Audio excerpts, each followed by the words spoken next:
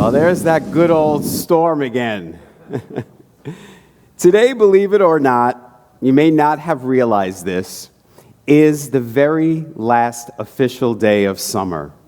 It's true. Tomorrow is the first day of fall. But we have had a great summer. And you know, when the tourists come to Saugatuck and Douglas in the summer, they are hoping for sunny skies and pleasant temperature. And we certainly have had a lot of that. But you know, when Greg's sister comes to visit us each summer, she is actually hoping that she's going to experience one of those good old crackling Midwest summer storms. She loves that. She lives in Southern California, so she doesn't often get to experience that booming thunder and that really intense lightning that we get here. And whenever she is here for a storm, she is parked out on the porch. She is staring up at the sky and taking it all in. And I'm often there with her because I have grown actually to really appreciate the awe and the majesty, the beauty and the spectacle of the storm. Now, I didn't always feel that way. When I was a little boy growing up, I was frightened of storms. And I think it's because my older brother said to me that the thunder and lightning meant that God was angry with us, that God was punishing us. Maybe you heard that when you were a kid too. But as I've grown in my spiritual understanding, I've come to see that every single time storms are mentioned in Scripture, they always go hand in hand with God being our refuge, with God being our shelter from the storm. And we see that in today's gospel reading. The disciples are in a boat with Jesus. A storm comes from out of nowhere, and they're panicked. Jesus isn't panicked. He's not worried about it. In fact, Jesus is asleep. But when they wake him up, he is able to calm the wind and the waves. And he says to the disciples, "Why are you afraid? Don't you have faith?" Now, this story is not just a story that may or may not have literally happened more than 2,000 years ago.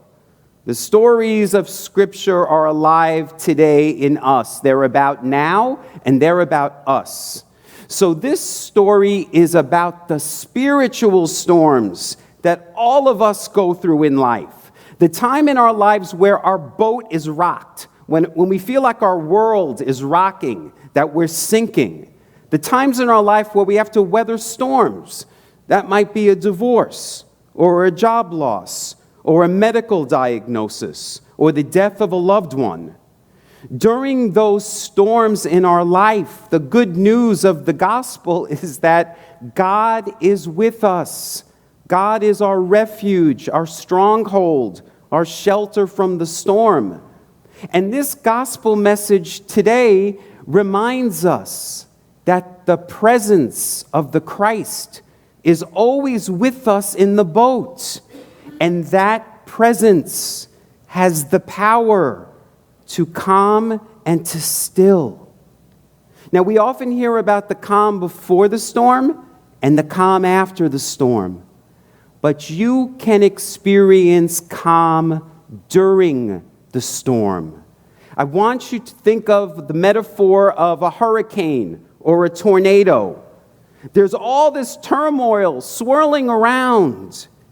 But in the center, deep in the core of that storm, there is a calm, peaceful place that is totally undisturbed, the eye of the storm. You have been given that gift. That place is within you.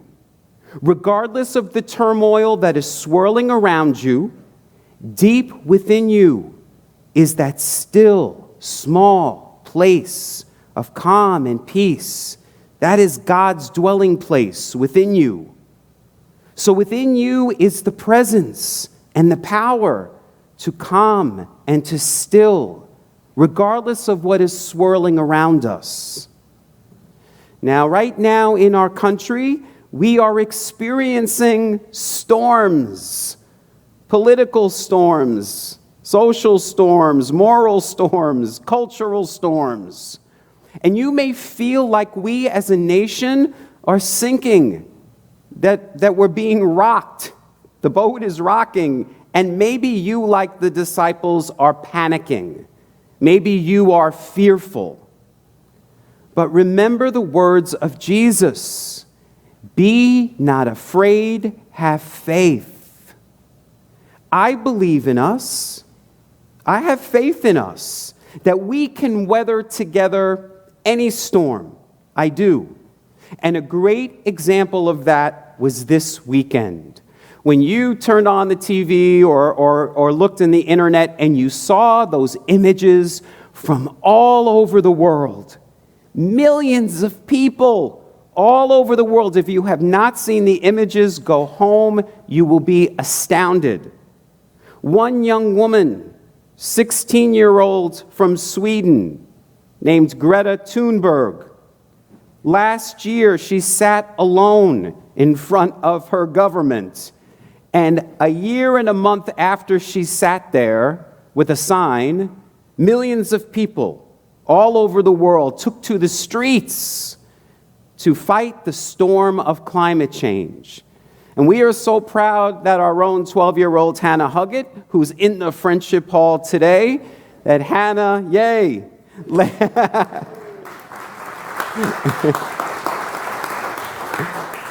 that Hannah led the local global climate strike here.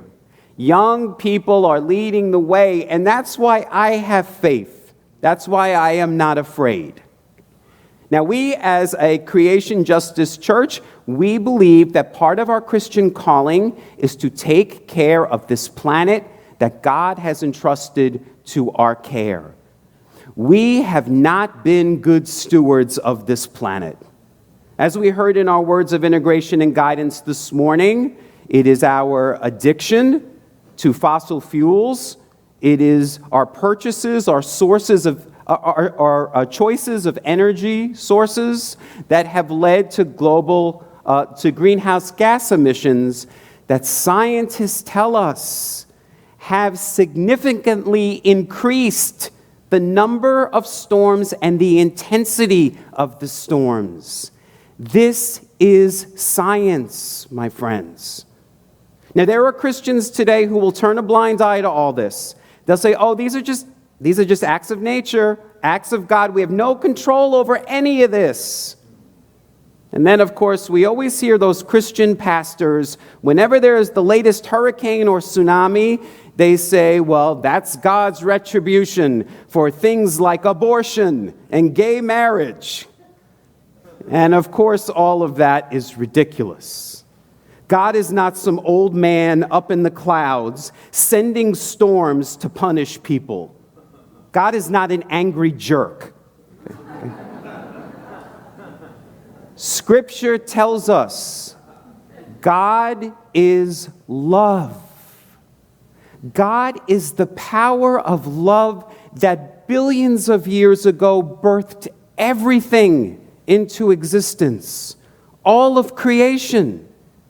And as we heard in our reading from Genesis last week, after God created everything, God created humankind. And why?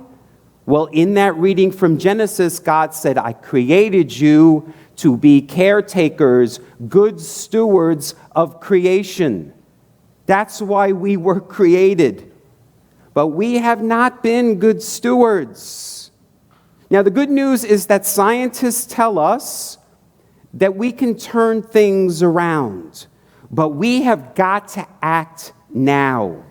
And we have got to take responsibility for the harm that we've done, for the damage we've caused to the planet, and we have to stop being complacent and complicit and greedy and wasteful.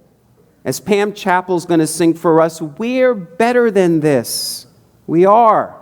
So on this Creation Sunday, let us recommit ourselves to being better stewards of God's creation, to coming together to fight the storm of climate change. And may we always remember that together we, as people of faith, with God as our stronghold, we can face any circumstance and weather any storm together. Namaste.